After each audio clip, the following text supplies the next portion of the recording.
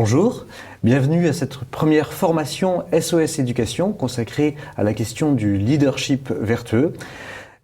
Aujourd'hui, nous allons parler de ce problème qui est central dans le système scolaire puisque l'enseignement en France vit sur un mythe, le mythe d'un enseignement unique dispensé par des professeurs substituables à des élèves qui sont indifférenciés, et il y a donc un problème de gouvernance et de subsidiarité dans le système éducatif. Mais il y a aussi un problème culturel. Ce problème culturel, c'est que les chefs d'établissement ne sont pas en France habitués à être de véritables managers d'équipe, et les professeurs eux-mêmes n'ont pas l'habitude en France de fonctionner, de travailler en équipe pédagogique. C'est tout le problème du leadership dont nous allons parler aujourd'hui avec Alexandre Havard. Alexandre Havard est le fondateur de l'Institut du leadership vertueux qui a aujourd'hui un rayonnement mondial. Il dispense ses formations notamment sur les questions éducatives à la fois dans le domaine slave, dans le domaine anglo-saxon et aujourd'hui en France. Alexandre Havard, est-ce que vous pouvez nous présenter et nous dire en quelques mots quelle est votre approche du leadership par rapport au système éducatif ?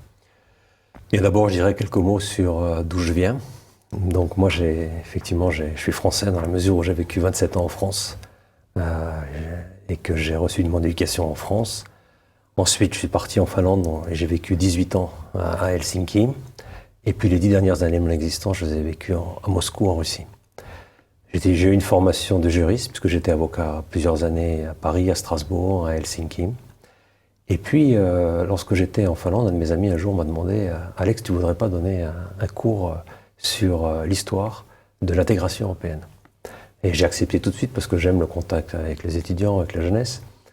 Donc j'ai abandonné mes papiers au cabinet et je suis parti à l'université enseigner l'histoire de l'intégration européenne. Je connaissais bien la vie des grands fondateurs de l'Union européenne. J'avais lu leurs mémoires, j'étais toujours passionné par ces personnes qui étaient des gens extraordinaires, des grands leaders vertueux dont on va parler aujourd'hui.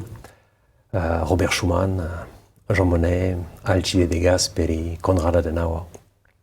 Et je parlais pendant des heures et des heures à mes étudiants qui venaient de différentes facultés. Et j'étais impressionné de voir à quel point ces jeunes étaient intéressés beaucoup plus par les personnes que par le droit.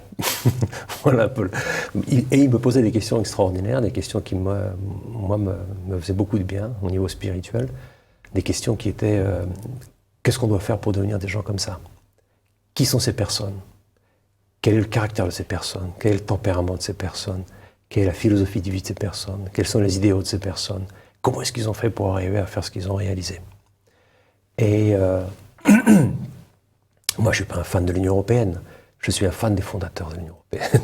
Pourquoi? Parce que ce sont des gens qui ont pratiqué le leadership vertueux. Ce qui est arrivé à l'Union européenne ensuite, c'est plus mon problème. Mon problème de personnes qui s'intéressent au leadership vertueux, c'est d'essayer de comprendre ces personnes qui ont fait ces choses-là, qui sont-elles? Et donc, comme les questions que me posaient mes élèves étaient des questions fondamentalement anthropologiques, en fait, c'est des questions, c'est quoi l'être humain?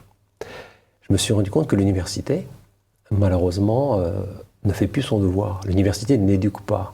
L'université vend de l'information. Elle vend de l'information, mais elle n'éduque pas. Le mot éducation vient du latin educare, qui lui-même vient d'un autre mot latin qui est le verbe educere. Educere, ça veut dire quoi? Educere, ça veut dire faire sortir de la personne ce qu'il y a de meilleur en elle. Educere, faire sortir. C'est en cela que consiste l'éducation.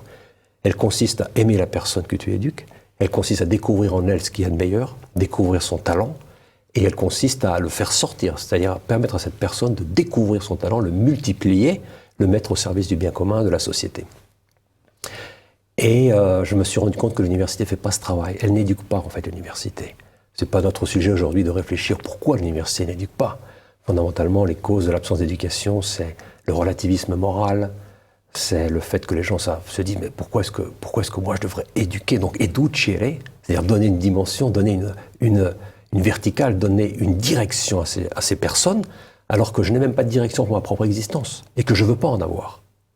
Donc le gros problème de l'éducation, c'est le problème de ces personnes qui pensent « je n'ai rien à donner à ces jeunes, je suis seulement ici pour leur vendre un certain nombre de produits qu'ils achètent ou qu'ils n'achètent pas ».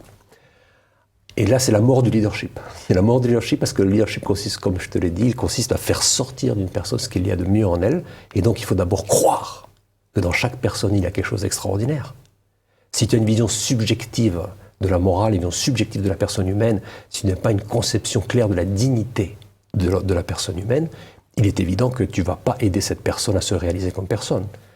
Et donc, toute mon idée a été à ce moment-là d'arrêter de faire du droit et de faire ce que mes étudiants exigent de moi.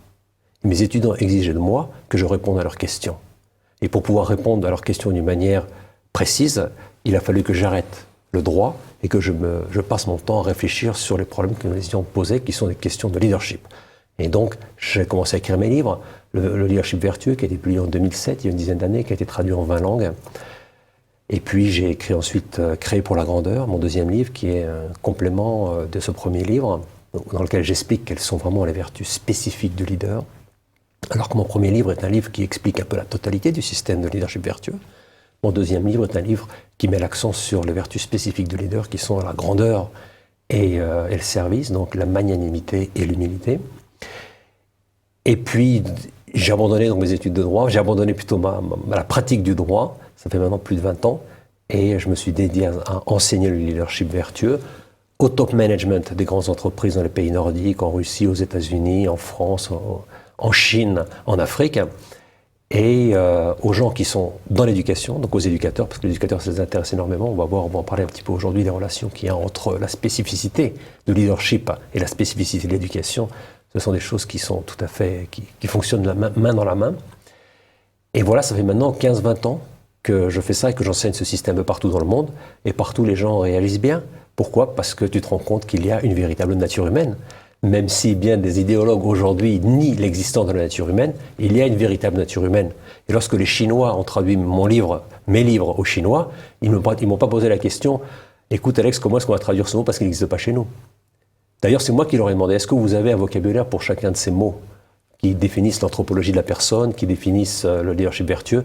Et leur réponse était « Non, nous, on a eu ces mots bien avant vous. » Tu vois ce que je veux dire ? On a eu ces mots bien avant vous. Ça veut dire qu'on parle de la personne humaine et que la personne humaine, c'est une anthropologie et que c'est une nature et que si on nie cette nature, bon, il n'y a pas seulement plus de place pour le leadership vertueux, mais il n'y a plus de place d'abord pour l'anthropologie et il n'y a plus de place du tout pour l'éducation. C'est terminé pour l'éducation. Alors, vous soulignez à bon droit justement le problème que pose le fait d'éduquer quand on n'a pas des repères anthropologiques en vue desquels éduquer. Mais la question que je voudrais soulever, c'est en quoi ce leadership qui doit s'exercer dans cet acte éducatif, il peut être qualifié de vertueux. Qu'est-ce que c'est qu'un leadership vertueux par rapport à un leadership qui ne serait pas vertueux ? Alors ça, c'est la question centrale de mon système, qui est que le leadership, ce n'est pas une technique. Partout dans le monde, on vend des séminaires de leadership. En fait, on vend de la technique. On vend ce que mes étudiants n'avaient pas besoin. Mes étudiants à l'université de Helsinki me disent « on n'a pas besoin de technique, on sait parfaitement ce que c'est, on nous en vend tous les jours ». Ce qu'on a besoin, c'est des choses beaucoup plus profondes. C'est la question fondamentale qui est comment on devient une personne, comme celle que tu es en train de nous définir. C'est-à-dire, la question fondamentale, c'est pas les techniques de leadership, les techniques de manipulation des personnes, les techniques de rhétorique, savoir comment bien parler en public. Ça s'apprend. Et ça, je dis pas que ça sert à rien. Je dis que c'est très utile. Et ça fait partie des procédés de communication paisibles. Mais c'est pas ça qui fait un leader. Ce qui fait un leader, ce sont les vertus, donc le caractère de la personne. Le caractère est constitué de vertus, et que ces vertus, on les développe depuis qu'on est jeune. Il n'y a pas de limite au développement de la vertu, et que ces vertus nous permettent de faire un certain nombre de choses qui créent la confiance, autour de toi. Les gens voient que tu es une personne qui est crédible, et que tu as ces vertus qui sont des pouvoirs, qui te donnent des capacités de faire un certain nombre de choses. Donc j'appelle ça le leadership vertueux. Je pourrais appeler ça tout simplement le leadership, mais je l'appelle ça le leadership vertueux pour que ce soit clair dès le départ qu'on ne va pas parler de technique, que je ne suis pas ici pour enseigner la technique de communication, et surtout pas les techniques de manipulation. Je ne suis pas un psychologue. Hein. La science de base de mon système, c'est l'anthropologie, c'est pas la psychologie. Même si je ne nie pas l'importance de la psychologie, je dis il faut aller à la base. Et la base, c'est qui sommes-nous, à quoi sommes-nous appelés, et comment on se développe personnellement, comment on achève l'auto-réalisation, l'auto-accomplissement. Merci beaucoup. Et donc, ça fait le pont parfaitement avec ce qui sera le deuxième épisode de cette formation vidéo, qui est la question anthropologique fondamentale, qui est la question des tempéraments et des caractères. Donc, nous nous retrouvons pour un deuxième épisode consacré au leadership vertueux, tempérament et caractère.